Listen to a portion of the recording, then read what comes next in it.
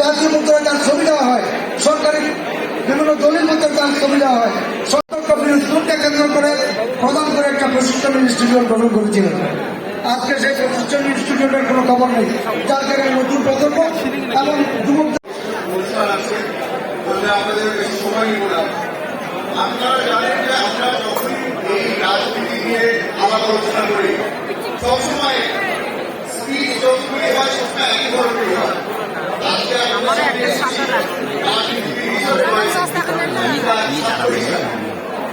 যার দলের সদস্য আমরা তার ব্যাপারে যতটুকু শিক্ষা আমাদের থাকা উচিত ততটুকু শিক্ষা মনে হয় আমাদের নাই। আজকে আমাদের এখানে যারা সিনিয়ররা এসেছেন তাদের সৌভাগ্য ছিল তারা রাজনীতি করেছে শহীদ রাষ্ট্রপতি জিয়াউর রহমান সাহেব।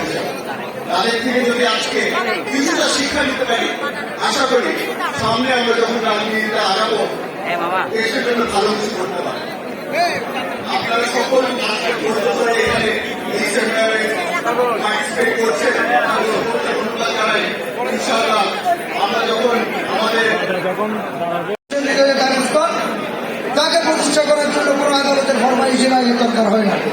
আমি মনে করি জিয়াউর রহমান হচ্ছে বাংলাদেশের হাজার বছরের শ্রেষ্ঠ সন্তান। সুতরাং আমি আজকে প্রেমী মহানুল এখানে প্রেজেন্ট আছেন, তার দৃষ্টি আকর্ষণ করতে চাই। শহীদ দিয়ে বেঁচে থাকা অবস্থায় তার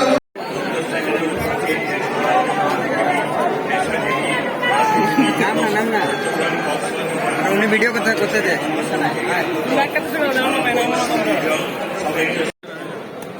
আজকের অনুষ্ঠানের মাননীয় প্রধান অতিথি, বাংলাদেশের গর্ব, পরিচ্ছন্ন রাজনীতিক